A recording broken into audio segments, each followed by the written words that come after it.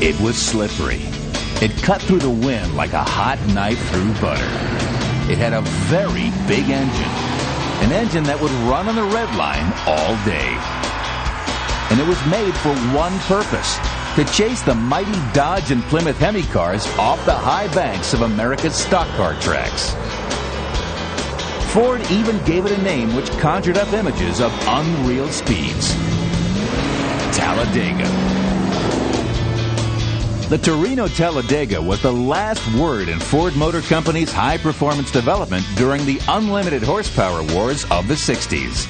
The Talladega and its cousin, the Mercury Cyclone Spoiler II, were capable of running over 200 miles an hour on the high-bank stock car tracks. Their aerodynamic front ends and their fastback roof lines gave them a clear advantage over their arch rivals, the Dodges and Plymouths. In 1969, with the all-new Boss 429 engine under the hoods, the Ford and Mercury teams simply walked away from the feared Chrysler Hemis. Tim Wellborn has strong memories of the battles between Ford and Chrysler. Ford came in and they were behind maybe a little bit, but they came with an arrow nose on their car, and they went faster. So what happened? Chrysler had to counter, so they came with a Daytona and a Superbird, and kind of one-upped on that. And pretty soon it got pretty wild. In fact, these cars got too fast, too quick. Ford didn't build the Talladega because they wanted to see one in every driveway in America. The Talladega was simply a 600 horsepower sales tool. Chances are, if you had gone to your local Ford dealer in the summer of 1969 and asked for a test ride in a Talladega, there wouldn't have been one on his lot. Instead, your salesman would have offered you a ride in one of these. A 1969 Torino GT with a high-performance 390. Or this Fairlane Cobra with a fearsome 428 Cobra jet mill. Or a half dozen other incredible rides that were sitting in his showroom. Every model was an ultimate street machine, except for the Talladega. The Talladega was made for the racetracks. The Torino Talladega was the latest in a long line of fast Fords, which traced its ancestry back to this car, the 1956 Fairlane. Through the years, the Fairlane had seen duty as Ford's top-of-the-line beauty, an economy car, and a mega-motored muscle car. In its ultimate evolution as the Torino Talladega, it ushered in a new era of aerodynamic performance, and it revolutionized stock car racing. The story of the Fairlane and the Talladega is a big chapter in the story of stock car racing, and Ford's involvement in racing for a quarter century. So we'll start our story where it all began, when the American muscle car returns.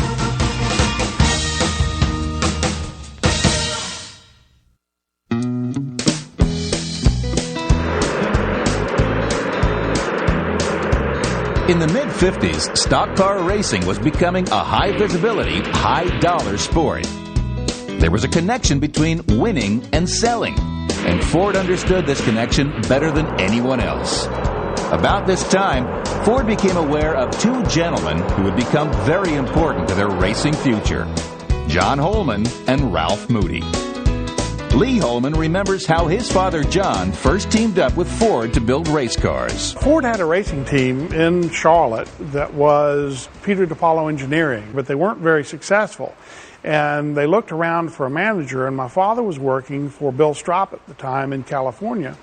And they offered him the job to come out to the East Coast and become the team manager. And the cars were instantly successful. They started winning every race they went to. In 1956, factory Fords won 27 convertible races and another 13 wins in the hardtop division with the all-new Fairlane. The next year, the Fairlane achieved the most important corporate milestone of all. It outsold the 57 Chevy by over 150,000 cars. Even an agreement by the major automakers to curtail their racing activity did little to stop the growth of racing. General Motors lobbied to have all the manufacturers get out of racing. And so late in 57, they withdrew, Ford Motor Company, GM, and Chrysler all withdrew factory support. But most people didn't care if the factories were involved or not. They just wanted to watch fast cars race. And they wanted to buy the cars that won the race. Ford durability wins again in open competition. By 1963, everything was going Ford's way.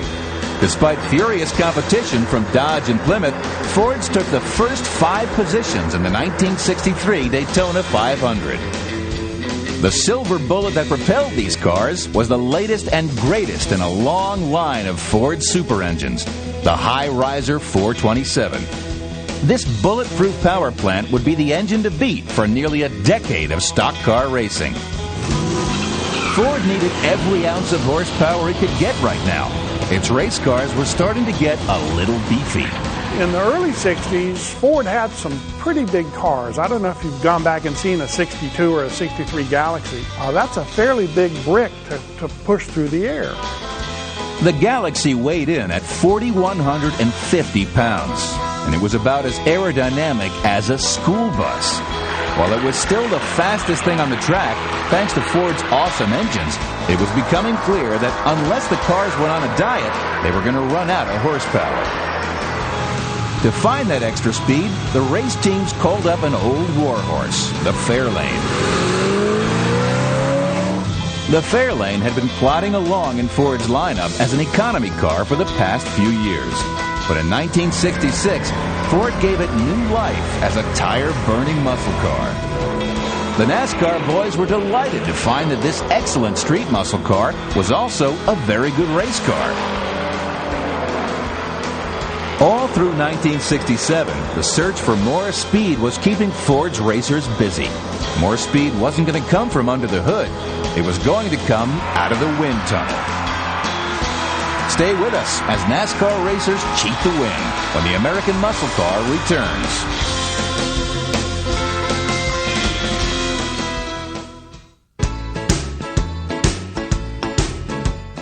There was a new word in the racing lexicon in 1968, Fastback. If you weren't racing one, you lost. Fastback roof lines flowed gently from the windshield to the rear deck. Smooth airflow over this part of the car was critical for handling and speed. The 1968 Fairlane Torino was a textbook fastback. In this new aerodynamic world, more speed depended on your ability to punch a smaller hole in the wind. With one look at this car, the race car builders knew they could make it run over 180 miles per hour on the high bank tracks. NASCAR legend Ralph Moody has been an innovator in race car building for over 50 years. His work with fastback roof lines gave Ford a push in the right direction. We had guys down there that was good with sheet metal and all that stuff, and I'd been talking to Ford about having a fastback car, and to start with they had a notchback, and they thought that was thing would be the one that run the fastest. For some reason they thought that, and I said, well, that ain't going to be the way it is. It's going to be the, fastback that runs. And we made the first one, and we took that thing over to this executive building out front and had some of the Ford people come out and look at it. Boy, they liked that. That was the first one they had. I drove it over there. And that's what started the aerodynamic stuff in the Torino and the Talladega. The Torino had a distinct aero advantage over the 68 Plymouth Roadrunner and the Dodge Charger. David Pearson captured his third NASCAR championship in a 68 Torino. And for the Blue Oval team, stock car racing was fun again. I always tried to, take care of the equipment. I've always heard build them light and turn them tight, so that's what I always tried to do. In May of 1968, NASCAR broke ground for a new super speedway. It would be 2.66 miles long with 41-degree bank turns. The track was located in a little Alabama town called Talladega. At about the same time, taking shape in Holman and Moody's race shop was a Torino that might just run 200 miles per hour on this new superspeedway. Talladega sounded like a pretty good name for this new car. We developed the long-nose Talladega front end just to aerodynamically get the car through the wind quicker. The back half of a Talladega is pretty much a standard car, but the front half was highly modified just for aerodynamics. The Torino Talladega had "Race Me" stamped all over it. Every aerodynamic trick in the book was built into the car, from the flat rear glass to the longer front fenders and flush grille. What they didn't have, they created on the spot. We made all the nose pieces and all. We had a machine that would just press that stuff out. And it made a nice car out of it. Ford also decided that the Talladega was the perfect platform for their new Boss 429 semi-Hemi engine. Before they could race this car, though, Ford had to convince NASCAR that the Torino Talladega and the Boss 429 engine were standard production items. Everybody goes on today how many, there was 500 built, and never was. They say there was, but there never was. Somehow, Ford's handful of hand-built Talladegas satisfied NASCAR, but certifying the Boss 429 engine required a little creativity.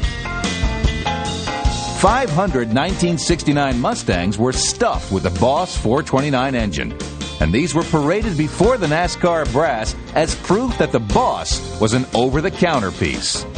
It was thin, but hey, this was stock car racing. Meanwhile, out on the street, the muscle car crowd was feeling the effects of all this racing R&D.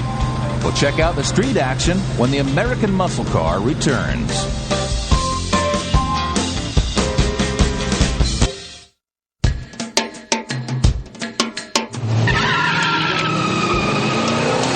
Out on the street, the muscle car wars were in full swing, and they were every bit as hot as the war on the track.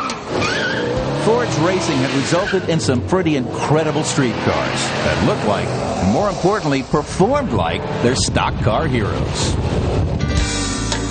One of America's most popular muscle cars was the Fairlane GT. It had been maintaining the blue oval reputation for bad boy street cars. It was gorgeous. It had all the neat muscle car amenities, and it was fairly quick with a 390 Hypo engine. But when they needed a little more, Ford reached back and grabbed a lot more. The legendary 427. The 427 was a nice engine. The medium riser was the one I prefer. It's what's in my car, but it's a nice, mild, drivable engine with so much torque that you can just twist the axles off of a car. Muscle cars were fun, but racing dictated what was cool on the street. By 1969, the Fastback Torino was extremely cool. Muscle car fans were finding out that big horsepower and sexy styling didn't have to come at the expense of comfort and roominess. Well, I wanted a big block. It was nice to get a big block car, feeling the low-end torque in that. And the body style is nice. It's big enough, but it's not too big. And it has a decent ride for the cars of that era because of the wheelbase. The Fairlane and its upmarket brother, the Torino, sold over 200,000 units in 1969. And somewhere in that total were a few truckloads of street Talladegas. Maybe your daddy was a Ford dealer. Maybe you lived down the street from Mr. Holman or Mr. Moody. Or maybe you were just lucky. Those were about the only ways you were even going to get a look at the Talladega, much less get your hands on one. The street Talladegas came equipped with Ford's most fearsome street motor, the 335 horsepower Cobra Jet 428. This engine used the super strong 427 block and had a bore of 4.13 inches and a stroke of 3.98 inches. Other goodies included a forged crankshaft, police interceptor connecting rods, forged pistons, and a 481 lift hydraulic camshaft. The CJ made its horsepower with a 10.7 to 1 compression ratio and a Holley 735 carburetor on a cast iron intake manifold. The Torino Talladega for sale. It was less exotic than the racing Boss 429, but on the street, it was the perfect muscle car power plant. The street Talladega was an off-the-rack car. You had your choice of 3 colors: Royal Maroon, Presidential Blue, or Wimbledon White. only one transmission was available, the C6 automatic.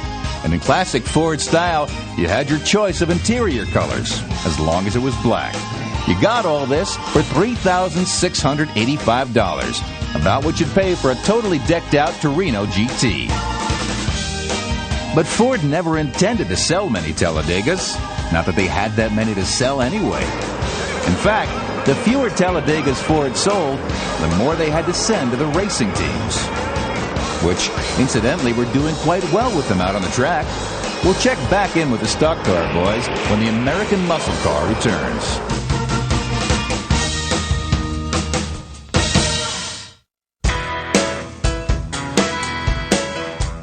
'69 was going to be a good racing year for Ford.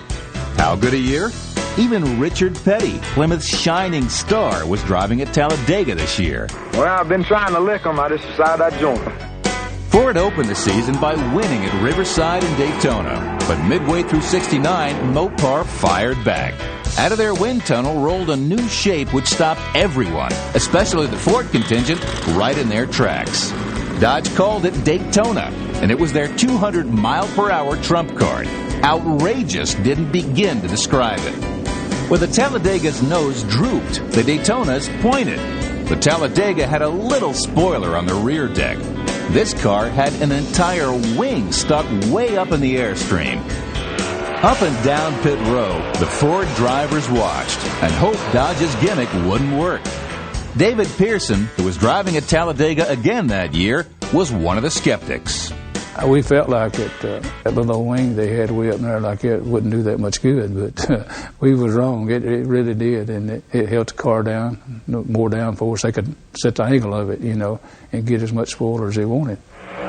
The Dodge Daytona worked fine on the high banks, and Mopar was back in the hunt for the NASCAR championship.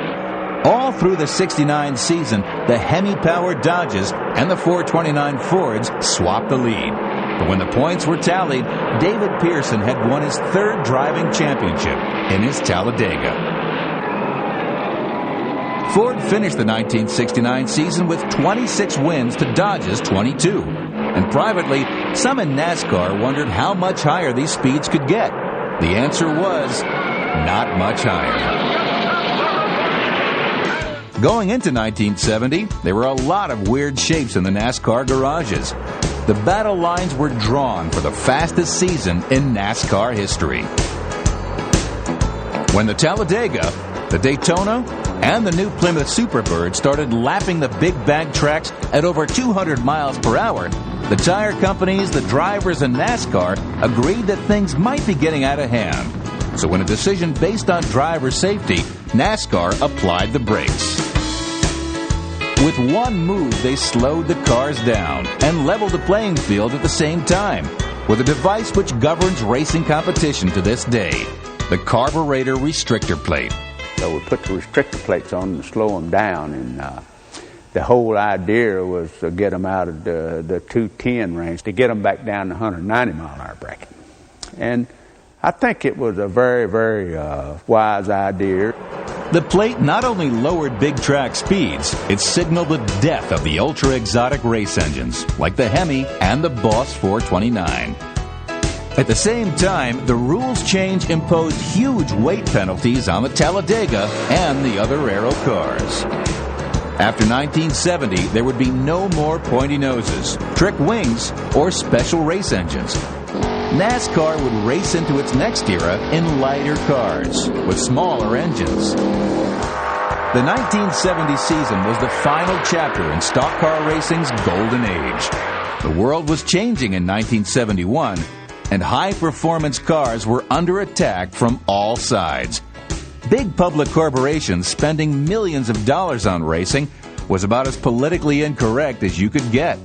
Ford had won everything that it could win. It had won Le Mans with the GT40s twice, and it had won Daytona so many times it was silly. It had won Darlington and Charlotte and all of that. We basically owned the racing world. But Henry Ford was called before Congress, and one of the senators or congressmen, whoever he was in front of, said, well, you're spending millions of dollars in racing. Maybe if you took some of that money and put it towards economy, that you would have a better thing. And so Henry Ford said, we no longer race. In fact, we was in California testing at the time, and Ford man, Charlie Gray, was there, and he come up and said, well, Ford just quit racing, just pulled out of racing. And, of course, they just stopped the test right then and loaded up and come on back home. When Ford pulled the plug on its factory racing efforts in 1971, it ended 25 years of the most intense high-performance research and development ever undertaken by an auto manufacturer. Ford's pullout also ended work on this car, the King Cobra, which was to be the next step beyond the Talladega.